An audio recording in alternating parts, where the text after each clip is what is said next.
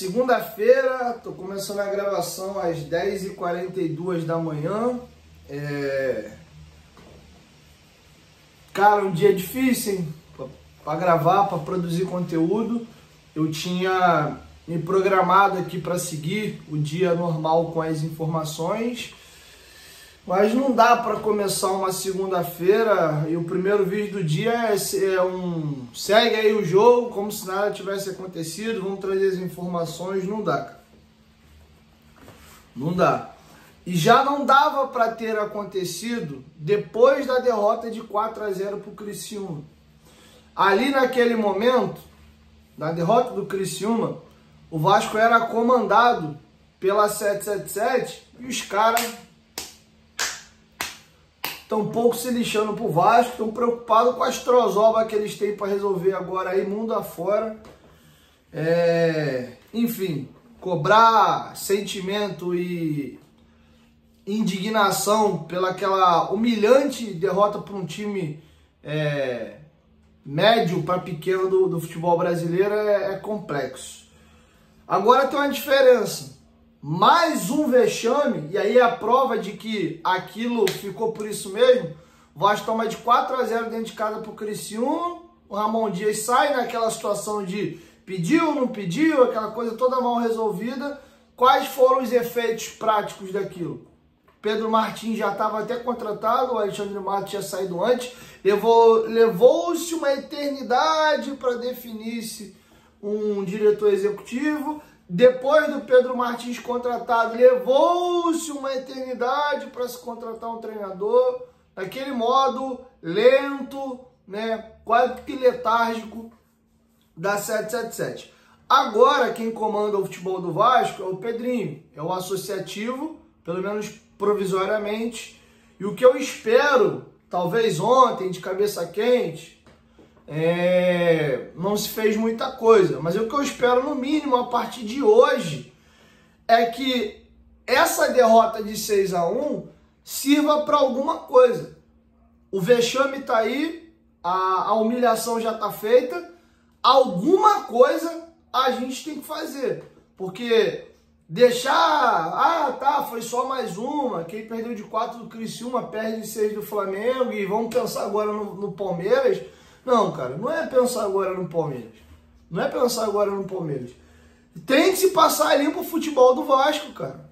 E passar limpo o futebol em todos os setores, cara. É inadmissível você ter um elenco com a folha salarial que tem. O Vasco tem uma das maiores folhas salariais do país. E a gente tem um elenco de merda que a gente tem, cara. E eu tô ficando maluco já, né? Que eu tenho essa mania de falar comigo mesmo, né? Às vezes eu fico, tipo, vou fazer um vídeo sobre tal coisa, eu fico falando sozinho. Não, que não sei o que, que não sei o que, que não sei o que. Acredito que deve ter muita gente assim. E eu fiquei debatendo isso comigo hoje. Eu acordei cedo, tá? Eu acordei era 7h30 da manhã, eu acho. Eu já tava de pé. Normalmente eu tenho dormido muito tarde da madrugada e acordado tarde. Mas ontem eu consegui dormir um pouco mais cedo. Acordei algumas vezes durante a madrugada. Tive um sono esquisito essa noite. Meio perturbado, acordando toda hora à toa. Deve ter sido um pouco de reflexo do jogo. Mas acordei cedo. E eu tô desde manhã cedo, cara. Assim, fui dar uma olhada nos comentários do pós-jogo de ontem e tal. Fui dar uma olhada um pouco em rede social. Até recomendo, né, eu fiz uma trend. Esse trend é no Twitter, né? Eu fiz uma série de stories lá na minha conta pessoal do Instagram, quem quiser depois dar uma olhada. Mas eu tava pensando aqui, eu falei, cara, o que eu vou falar hoje? Porque é uma coisa que me chama a atenção, cara, e eu estou falando ao longo disso, a temporada 2024 toda, o canal faz 5 anos em agosto, dia 28 de agosto. Eu sempre reclamei aqui de falta de qualidade. Porra, esse jogador é horroroso, esse cara não sabe acertar um passe, o cara é ruim na finalização. Agora, o que tá me chamando a atenção nesse ano é que eu venho o tempo inteiro reclamando de marcação e de um time marca fofo. Eu sei que dói aos ouvidos de vocês e pra muitos é esquisito. Porra, mano, por que o Dieguinho tá pedindo o Zé Gabriel de volta ou o Hugo Moura? Os caras são limitado, mano. Porra, não é possível que para melhorar alguma coisa eu tenho que voltar para essa galera aí. Eu entendo isso doer o teu ouvido, porque a gente sempre discutiu qualidade técnica. Pô, os caras é ruim, vamos trazer um jogadorzinho melhor. Mas esse elenco do Vasco é tão mal montado, é tão, sabe, tão apático e tão marca-fofo, que até os jogadores de qualidade duvidosa que a gente tinha, mas que tem um mínimo de marcação, começa a te dar saudade. Vamos falar do time de 2022, por exemplo, que pariu um acesso. A gente fala até que aquele acesso foi culposo, né, sem intenção de subir. A Série B expulsou o Vasco dali. Mas se você der uma olhada no perfil dos atletas, eram ruins, eram limitados tecnicamente. Ninguém discute isso.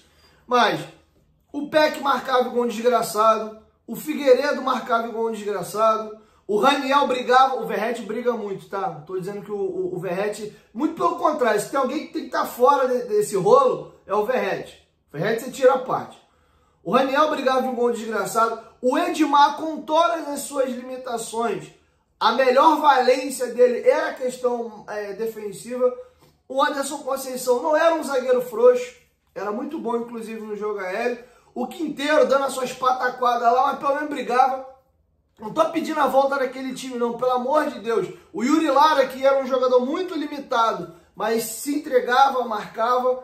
Era um time que o jogador ali, que não tinha tanta intensidade e que, né, fazia o que podia dentro da sua limitação física, era o Nenê, que já era um jogador veterano e compreensível.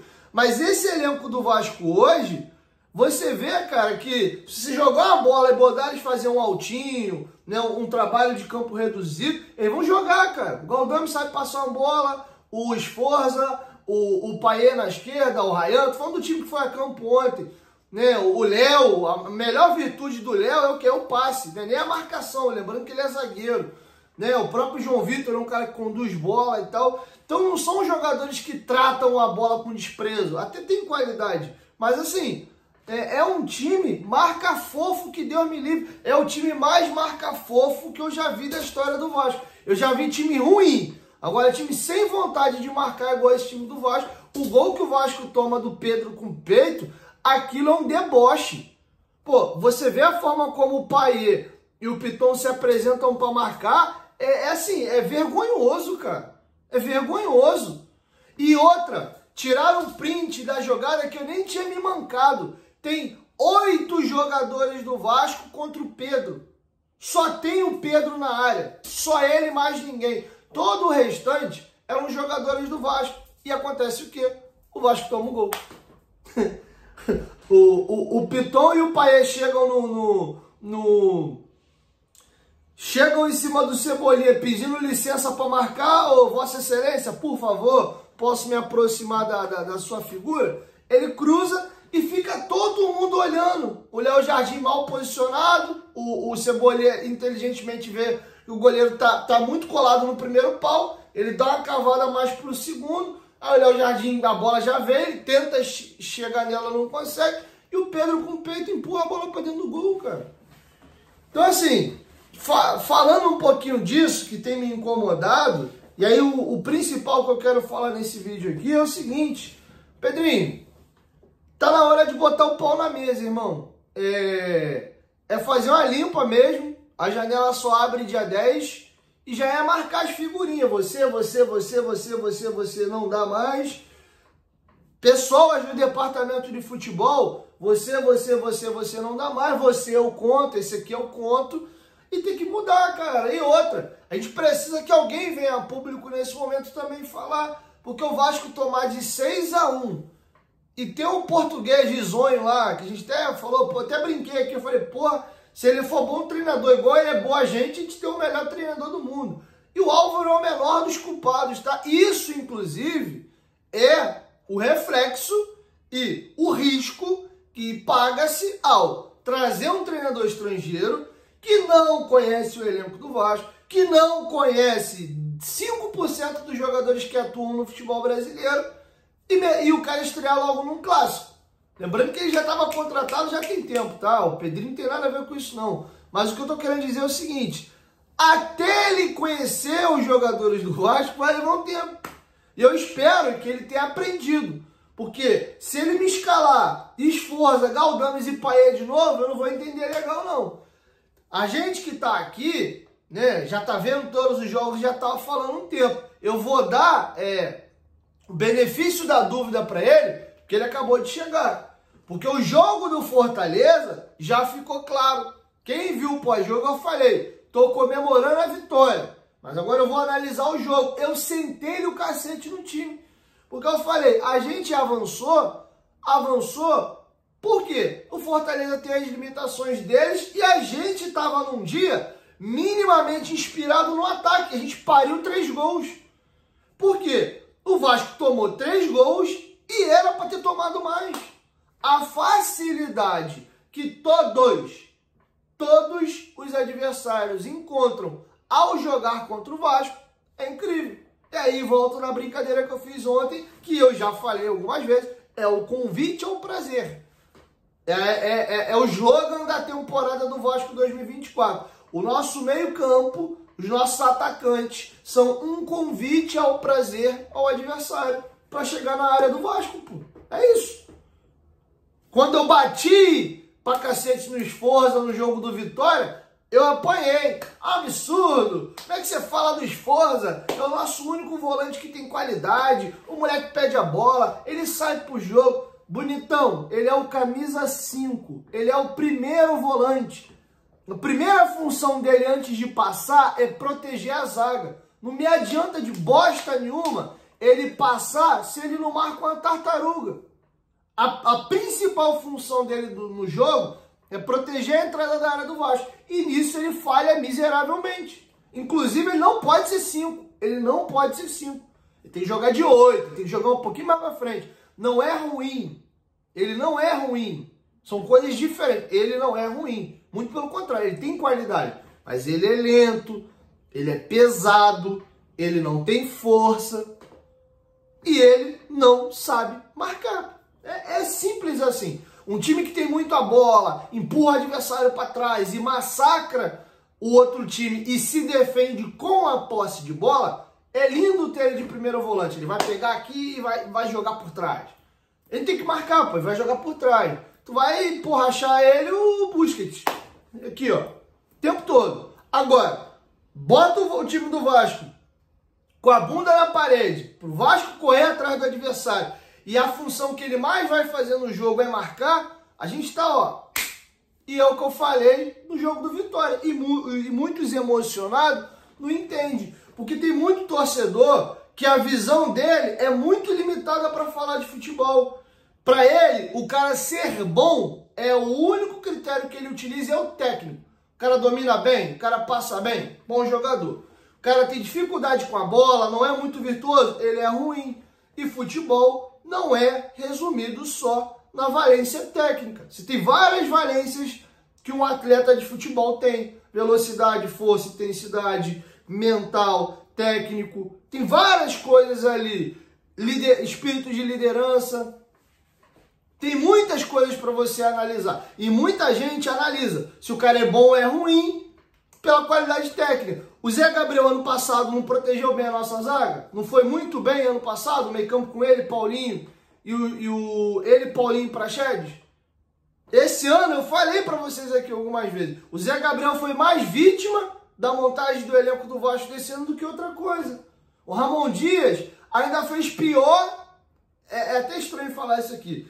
Espalhado o time no campo, o Ramon ainda fez um pouco pior do que o Português tentou fazer. O erro do Português para mim ontem foi as peças. Ele escolheu mal os jogadores. Mas em termos de distribuição do time em campo, ele fez um 5-4-1. Em tese, ele está mais protegido do que o Ramon fez no estadual. A gente tomou totó contra o Nova Iguaçu e vários times que eram 5-3-2 e muitas das vezes 5-2-3, que era Galdames e Zé Gabriel. E aí, muitas das vezes, o Payet e o David não voltavam pelos lados, mas o Verratti. Às vezes, o David conseguia descer, ele baixava mais um pouquinho e virava um 5-3-2. Ficava Zé Gabriel, Galdames e David e o Payet e o Verratti. O Payet e o Verratti na frente. Então, ficava 5-3-2 ou ou 5-2-3. Ontem ele fez um 5-4-1. O Payet o tempo inteiro, pelo menos a linha ele fazia. Não marcava ninguém, mas pelo menos a linha ele fazia. Ele vinha aqui na esquerda, o Ryan, que é outro sem sangue também, baixava a linha aqui, pelo menos a linha ele fazia, sem conseguir ter poder de marcação, de conseguir de fato incomodar o adversário, mas pelo menos eles recompunham a linha. Quando o time tinha a bola, eles subiam um pouco mais à frente. Então, um pouco do que me incomoda é isso. E aí, no time do Ramon, era o Zé Gabriel, que já tem suas limitações, com a faixa de campo enorme, e o companheirinho dele do lado era o Galdames. E o que me irrita, cara, o Galdames é um jogador que está encostado há anos. Pega aí o SofaScore dele, pega o Transfer Market, qualquer aplicativo de estatística que você queira olhar, ele não conseguia jogar no Genoa, que é uma equipe limitadíssima da Itália. Vem anos, é igual o Vasco aí, nesse rame-rame, cai, sobe, briga contra rebaixamento. Ele foi para Cremonense da segunda divisão da Itália, não conseguiu jogar, e o cara chega no Vasco e é titular absoluto. Não entra na minha cabeça um negócio desse. Se o Galdames não consegue jogar na segunda divisão italiana, na Cremonense, e ele é titular incontestável no Vasco, pelo menos para os treinadores, alguma coisa tá muito errado, pô. O Galdames e o Sforza são quase o mesmo jogador. Um é canhoto, o outro é destro, sendo que o outro é um pouco mais velho e o outro é novo. Um tem 21, acho que 21, 22, o outro tem 27, 28, 29. É mais ou menos essa faixa aqui do Galdames. Eu olho por... Até a fisionomia dos dois é parecida. Os dois não raspam a perna, os dois têm mais ou menos a mesma altura, o mesmo penteado, são sul-americanos, falam espanhol. Parece que eles são irmãos. É o irmão mais velho e o caçula. Parecem muito. Sendo que um, pelo menos, quer jogar mais pra frente, que é onde eu acho que o Sforza deveria jogar, e o outro quer ser o cincão. Porra, não dá, irmão. Então, assim, ou o Pedrinho põe o pau na mesa agora, que a gente tá dando ainda uma sorte, cara. Tá muito no começo do campeonato. Esse ano, a gente tem um campeonato brasileiro mais fácil do que o do ano passado. Nós temos mais equipes candidataças a rebaixamento. Ano passado, 4 grandes estavam na segunda divisão e subiram os 4, né? Vasco, Grêmio, Cruzeiro e Bahia. Os 4 subiram. Esse ano, veio aquela galera perfil ioiô mesmo, né? Aquela galera que joga a primeira e cai, segundo. Aí sobe, joga a primeira, cai de novo. O Atlético Goianiense é uma equipe que nos últimos anos vinha conseguindo se manter na Série A, mas acabou caindo. Então tem uma galera que você aponta mais o dedo e fala assim, acho que essa galerinha aqui é mais a turminha mesmo que vai cair. Tu vai ter que fazer mais força esse ano para ser rebaixado. Isso me tranquiliza um pouquinho mais. É só você ver, mesmo com 7 jogos, 5 derrotas e 2 vitórias, o Vasco é o 13º colocado. É bem verdade que tem equipes aí com jogos a menos. É importante frisar e pontuar isso aqui também. Mas, enfim, é isso. É o que me tranquiliza um pouquinho mais. Então é isso, cara. Ou o Pedrinho põe pão na mesa, faz uma limpa, não foi ele que montou esse elenco. Ele tem que saber também quais são as deficiências, dificuldades financeiras que ele vai ter na janela do meio do ano. E é salvar a temporada, cara. Para ir, a partir do ano que vem, se Deus quiser, revendendo a SAF, um outro comprador, com uma outra mentalidade, né, visando realmente ser competitivo. A gente vê aí a SAF do Botafogo. O próprio John Textor deu uma entrevista falando do Everton. Ele está pensando em se desfazer do Crystal Palace para tentar comprar o Everton, porque para ele quer time de futebol com condições de ganhar. Ele gosta de competir. Comprar só para fazer business, não é... Óbvio que no final tem o business e tem o dinheiro e é super justo. É o correto mesmo. Mas ele tem a ambição de ganhar. E você vê o perfil de atleta que o Botafogo contrata. O Botafogo contrata jogador de 30, 32, 28. Tem o mais novo para revender? Tem. Mas tem que ter jogador para entregar. O Botafogo foi atrás do Alan, que o Vasco cagou e andou ano passado. Ano passado não. Começo do ano. 777. Cagou. Tá indo pro Botafogo. Então assim, Você vê uma diferença. Ano passado os caras garotearam, na reta final sentiram a pressão e entregaram, mas brigaram pelo título e foram para a Libertadores. Esse ano o Botafogo é o terceiro colocado já de novo. Tá nas oitavas de final da Libertadores, tá nas oitavas de final da Copa do Brasil. Vai competir. Vai ganhar? Ninguém sabe, mas vai, incomoda. Pagou 100 milhões de reais para contratar um atacante. É outra visão, é outra parada. Então é isso. Não podemos deixar um resultado como esse, como simplesmente, foi só mais um esculacho. A gente já tomou tantos esculachos nos últimos anos, isso aí é só mais um. Não, cara. Não pode ser só mais um. Se a gente aceitar com só mais um e ficar por isso mesmo, essa instituição tá fadada ao fracasso mesmo. Se nem um 6-1 para o maior rival é capaz de mexer com as pessoas e ter um choque de ordem e ter uma mudança genuína no clube, aí, irmão, fecha a porta, joga a chave no mato e encerra as atividades, porque não dá, irmão. Ou muda ou faz alguma coisa drástica ou... Um abraço pro gaiteiro. Então, assim, dá tempo ainda, dá para corrigir. O Botafogo tomou um 6-0 da gente na estreia do Carioca. A gente tá falando do outro tipo de competição, mas é importante se apegar na mudança de mentalidade. Eles tomam um 6-0 na estreia do Carioca pra gente. Inclusive o Coutinho fez 2 gols naquele dia, o Dodô 3, o Léo Gago 1 de falta. E o Botafogo foi campeão carioca naquele mesmo ano. Tomaram a porrada, foram humilhados, zoados, caramba 4, foi até pior que o nosso, foi um 6-0. Os caras tomaram um chacoalhão, mexeram e dentro do mesmo campeonato, eles saíram de um 6-0 para ser campeão, em cima do Flamengo, inclusive, aquele gol de cavadinha do Louco Abreu. Flamengo com Adriano Imperador, Wagner Love e os cacete a 4. Entendeu? Então dá, cara, dá pra gente reagir. Agora, ou toma porrada e entrega os pontos, pô, é isso mesmo, acabou... Ou a gente sacode a poeira e dá a volta por cima. Agora, precisa passar esse elenco a limpo. São vários jogadores com a mesma característica. Nós não temos pontas que marquem, que tenham força para atacar e defender. Nós temos primeiros volantes de qualidade duvidosa.